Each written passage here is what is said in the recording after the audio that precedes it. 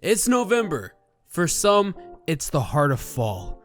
For others, it's that time of the month where we indulge on tons of food and try to ignore those intrusive thoughts that call for you to drop kick your grandmother over the dinner table. Thanksgiving. It's not like Halloween where you can find countless amounts of horror movies focused around that holiday.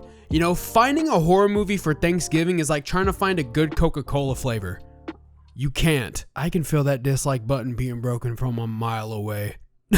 However, I'm going to show you a horror movie that's so bad that I wanted to quit 30 minutes in. But I didn't. I stayed. For you.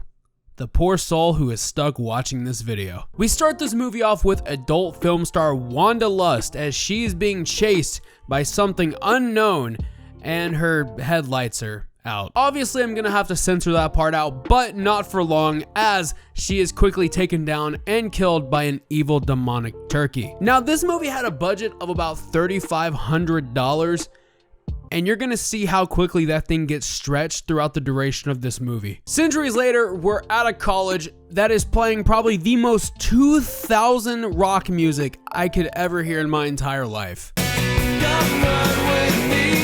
Now to do the roll call, we've got Kristen, Johnny, Allie, Billy, and Darren. I'm gonna go ahead and spoil this now, but Billy is my favorite character throughout this whole entire movie. He was the only one that had such bad acting that it made me look at him and be like, he's doing the best with what he's got. Thanksgiving break! Ayo, top text, Discord mod, bottom text, yeah.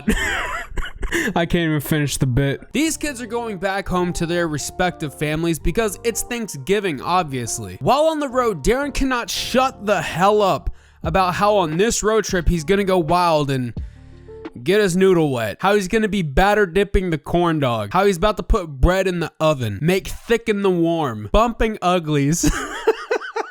Do I need to continue? One more thing I'm gonna add here is that they keep doing this dumbass joke about this JonBenet Ramsey case, and they act like it's the greatest comeback of all time. Oh please, Allie, your legs are harder to shut than the JonBenet Ramsey case. Oh, snapper. They don't just make this joke once or twice, they make it 3 different times, and on the 3rd time, Darren just fucks up the whole joke. At least her legs were harder to close than JonBenet Ramsey's legs.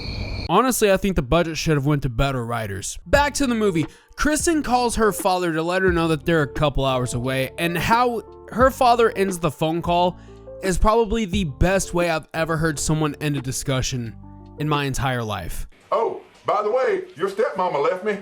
Love you, bye. While on the way there, Johnny experiences what it's like to be a Jeep owner, and the engine overheats right outside of Kralberg. This forces the gang to camp out and forces the nerd emoji over here to give us a little good old folktale. Darren tells a tale of a shaman named Feathercloud who was dishonored by a pilgrim named Chuck Langston, one of Billy's ancestors. Feathercloud used necromancy to create Turkey, who comes back every 505 years to slay all Caucasians in sight.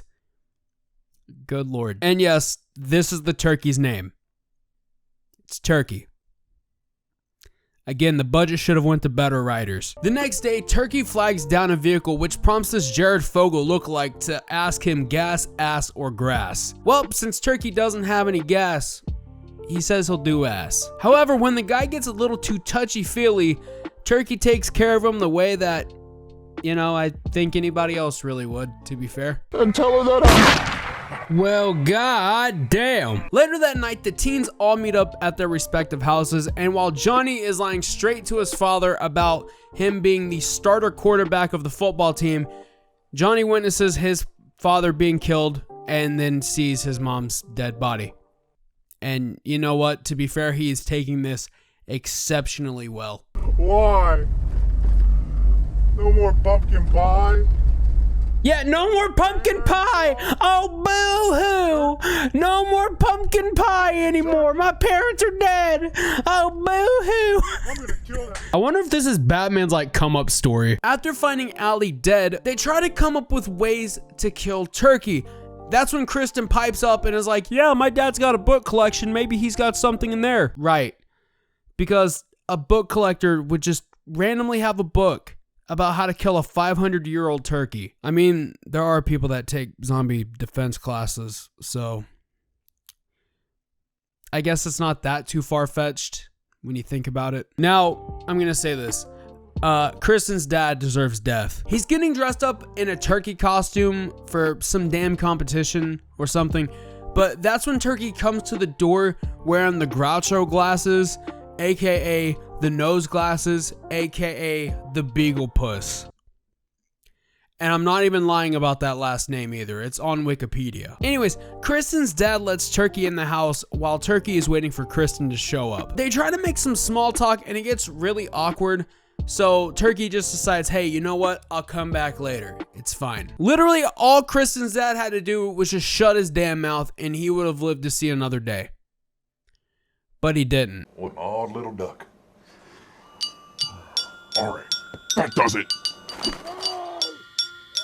Should've just kept your goddamn mouth shut. This then prompts Turkey to just wear Kristens' dad's face as a mask to greet the gang of teens at the door. I have an issue with this on so many levels. A, they're fucking morons. B, Kristens' dad's face shrunk. So unless Turkey has the most powerful dehydrator in the world or a dryer that he cranked up to the most intensive heat possible, I'm calling bullshit. They then go into the garage to find this book, and that's when a montage happens. Listen, it's the early 2000s. You were legally required to have a montage in basically all of your movies. They then find the book on how to kill Turkey. However, there is one giant issue.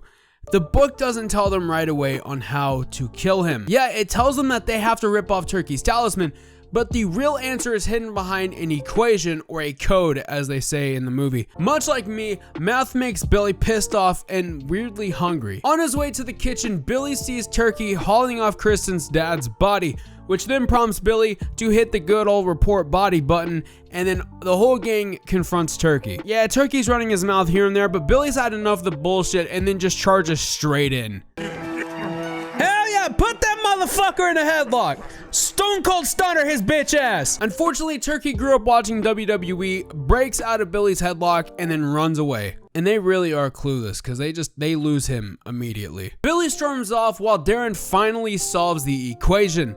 Turkey must be given that good old Salem witch trial treatment and burned at the stake while saying a prayer backwards, which, for shits and giggles, I went ahead and tried to reverse it, and it's just a bunch of gibberish. You don't believe me? Watch. The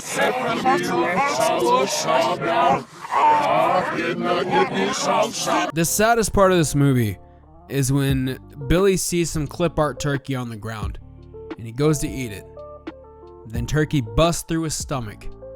The gang later find Billy on the ground, and then there's a little dream sequence, a little montage of Darren and Billy's friendship. You were my friend. I didn't know they got Creed in this movie. Can you take me higher? And this is where they've had enough of the bullshit. They literally find Turkey in his teepee and they get out of the car and discuss how they're gonna take down Turkey right in front of his teepee, where he can hear everything. How about you just run that fucking thing over and kill the turkey? That would have been the easiest thing. You've already got his like talisman or whatever. Just run him over. Oh yeah, let's just discuss plans outside of the teepee. You know, Task Force 141 would be amazed at the IQ level of these people. They then bust in, say this bogus ass demonic prayer.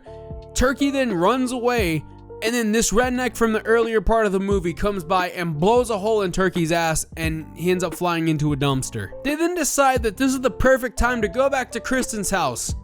You know, where her dad's body is still at. They turn on Night of the Living Dead, but they don't realize that Turkey flew into a dumpster that had radioactive material. I'd be a lot more concerned for them at this point because they essentially just raw dogged their entire existence around this thing without any protective gear whatsoever. Johnny and Kristen admit their love for each other, and while they're swapping saliva like Pokemon cards, Darren decides to go to the restroom and goes to the kitchen for a snack, and that's when he is surprisingly attacked by turkey. Johnny is walking to the kitchen to check on Darren, and this is what really makes me think Johnny has 2 brain cells in his head that are constantly at a battle for 3rd place.